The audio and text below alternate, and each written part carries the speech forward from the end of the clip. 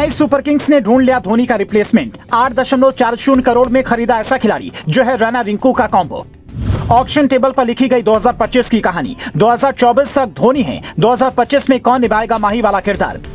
RCB ने TV बेचकर खरीदी रिमोट। पंजाब किंग्स के माथे पर चढ़ गया 20 लाख का खिलाड़ी। ऑक्शन में हो गई गलती।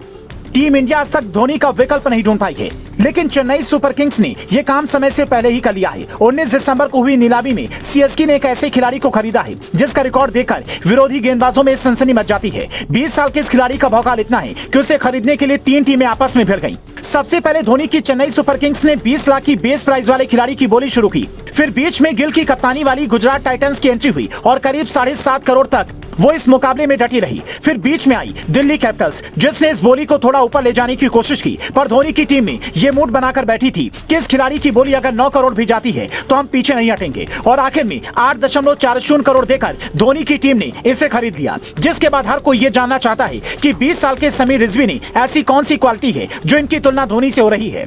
तो इसे समझने के लिए आपको इस खिलाड़ी के बैकग्राउंड को समझना होगा। यूपी के मेरठ में एक इलाका पड़ता है लाल कुर्ती।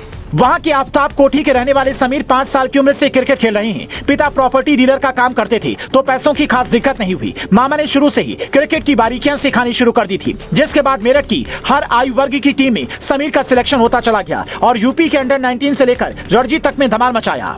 यूपी T20 लीग के लिए खेलते हुए कानपुर की ओर से 9 पारियों में 2 तूफानी शतक की मदद से 455 रन बनाए। इस पूरी लीग में 35 छक्के लगाने के बाद समीर सिक्सर किंग के नाम से फेमस हो गए। रिंकू सिंह की तरह इनका अंदाज भी दर्शकों को खूब पसंद आया, जिसके बाद 3 फ्रेंचाइजियों को ट्रायल के लिए बुलाया गया, लेकिन समीर ट्रायल के लिए नहीं जा सके क्योंकि अंडर 23 के साथ करार की वजह से ये बंधे हुए थे। पर आज समीर खुश हैं। उन्होंने अपनी सफलता का श्रेय माँ और मामा को दिया। वहीं पिता कहते हैं कि अब उम्मीद है मेरा बेहतर इलाज करवा सकेगा, जबकि समीर को 8.40 करोड़ रुपए मिलने से ज्यादा खुशी धोनी के साथ खेलने की है। समीर के दोस्त इन्हें जूनियर रैना कहकर बुलाते हैं। दाएं हाथ से शानदार चौके छक्के लगाने वाले समीर का खेलने का स्टाइल रैना की तरह ही है। फिनिशर की भूमिका ये इतनी शानदार तरीके से निभाते हैं कि कई मैचों में ये अपनी टीम को अहम मौके पर बड़े बड़े शॉट खेलकर जीत दिला चुके हैं। इसीलिए ये कहा जा रहा है कि सीएसके में धोनी जो फिनिशर वाली भूमिका लंबे वक्त से निभा रहे हैं, वही भूमिका धोनी के न होने पर समीर रिजवी निभाएंगे। हालांकि अभी इनको इसमें काफी वक्त लगेगा, पर इतना भरोसा है कि धोनी 1 साल में ही इन्हें इतना कुछ सिखा देंगे कि सीएसके का शानदार फॉर्म आगे भी बरकरार रहेगा।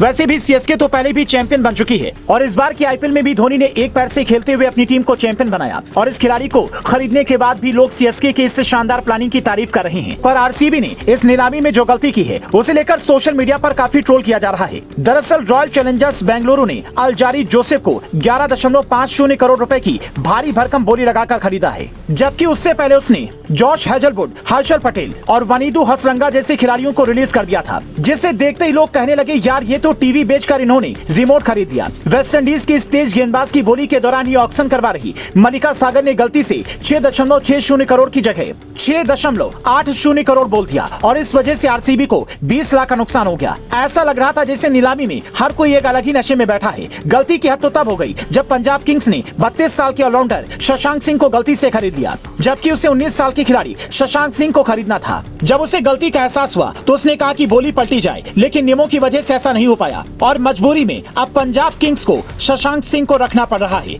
कुछ ऐसी ही गलती आरसीबी के साथ हुई।